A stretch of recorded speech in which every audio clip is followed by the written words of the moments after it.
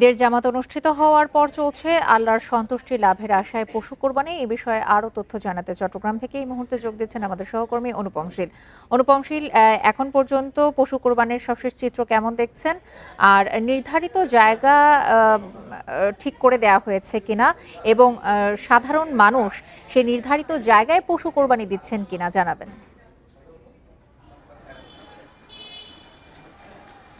আজকে সকাল 7টায় চট্টগ্রামের প্রথম এবং প্রধান ঈদ জামাতটি অনুষ্ঠিত হয়েছে জমিয়তুল ফালা মসজিদ প্রাঙ্গণে। এরপরে কিন্তু স্রষ্টার সন্তুষ্টির আশায় যে কুরবানির কার্যক্রম সেটি বিভিন্ন জায়গায় শুরু হয়েছে এবং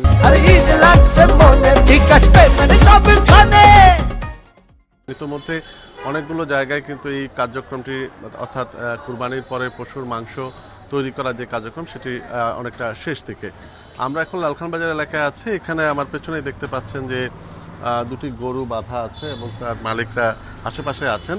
এবং এক্ষেত্রে যেটি হয়েছে যে যেহেতু আজকের দিনে মানে প্রায় সবাই কুরবানি দেওয়ার চেষ্টা করেন এবং সেজন্য এই কুরবানির যে কসাইয়ের যে একটি বড় সংকট থাকে, ফলে অনেকেই আছেন এই কসাইয়ের সংকটের কারণে আজকে কুরবানি দেন না। যেহেতু 3 দিন ধরে এই কুরবানি দেওয়ার সুযোগ রয়েছে, সেজন্য কেউ বিকালে কেউ আগামীকালকে তারা কুরবানি করবেন এবং সেই প্রেক্ষাপটে আমরা দেখছি যে এখানে দুটি গরু বেঁধে রাখা হয়েছে। এগুলো আমরা মালিকরা যেটি বলছেন যে তারা আগামীকালকে কুরবানি করবেন। এরকম ঠিক চট্টগ্রাম নগরীর প্রত্যেকটি আমরা দেখছি যে প্রত্যেক জায়গায় যারা যারা কুরবানি করছেন অনেকেই বেশিরভাগই কুরবানি হয়ে যাচ্ছে আজকে। এবং সেই হিসেবে এখন ঘর বাড়ি, বিশেষ করে বাড়ির আঙিনাগুলো এবং বাড়ির সামনের যে রাস্তা, যাদের আঙিনা নেই তারা রাস্তায় কুরবানি দিচ্ছেন এবং আসলে এই কুরবানি দিতে গিয়ে অনেকেই আহত হচ্ছেন। এরকম ছোটখাটো বিভিন্ন খবর ইতিমধ্যে আমাদের কাছে এসেছে। তো চট্টগ্রামে জেলা প্রাণী সম্পদ কার্যালয়ের হিসাব অনুযায়ী এবার প্রায় 8 লাখের মতো পশু কোরবানি হচ্ছে। এটি ছাগল, মহিষ, ভেড়া মিলে এবং গরু মিলে। এবং সেক্ষেত্রে চট্টগ্রামের যে কাঁচা চামড়া আড়তদার সমিতি আছে তারা বলছে যে তারা প্রায় 4 থেকে 4.5 লাখ এই পশুর চামড়া সংগ্রহ করার প্রস্তুতি নিয়ে তারা ইতিমধ্যে কাজ শুরু করেছেন। এর মধ্যে বেশিরভাগই আসলে মহিষ এবং গরুর চামড়া, ছাগল এবং ভেড়ার চামড়া খুব একটা আড়তগুলোতে যায় না বা সেটি খুব একটা কাজও আসে না।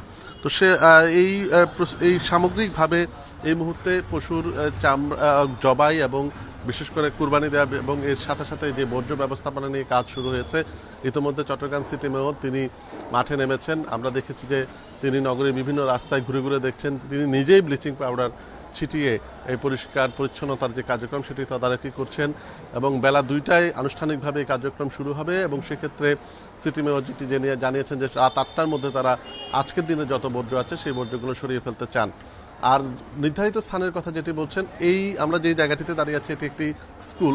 এখানে কিন্তু অন্যান্য বছর চট্টগ্রাম সিটি কর্পোরেশন তাদের যে পশু কোরবানির জন্য নির্ধারিত যে স্থান সেটি ঘোষণা করা হয়ে থাকে। যদিও এইসব জায়গা নিয়ে মানুষের খুব একটা আগ্রহ থাকে না, তবে চলতি বছরও আমরা দেখছি যে এখানে আসলে সেই অর্থে পশু কোরবানি দেওয়ার কেউ নেই। এবং এখানে প্রথমত যে সমস্যা সেটি হচ্ছে সাধারণ মানুষজন আসলে নিজের ঘরবাড়ির থেকে দূরে এই পশু কোরবানি দিয়ে তারপর পশুর মাংস আনা নেওয়ার ক্ষেত্রে যে একটি অসুবিধা সেটি পোহাতে চান না। আরেকটি হচ্ছে পানির সংকট থাকে। তো সামগ্রিকভাবে কিছু নির্দিষ্ট জায়গা নির্ধারণ করা হলেও সেটি নিয়ে আসলে সাধারণ মানুষের খুব একটা আগ্রহ নেই। চট্টগ্রাম থেকে পশু কোরবানির সবশেষ তথ্য জানাচ্ছিলেন সহকর্মী অনুপম শীল।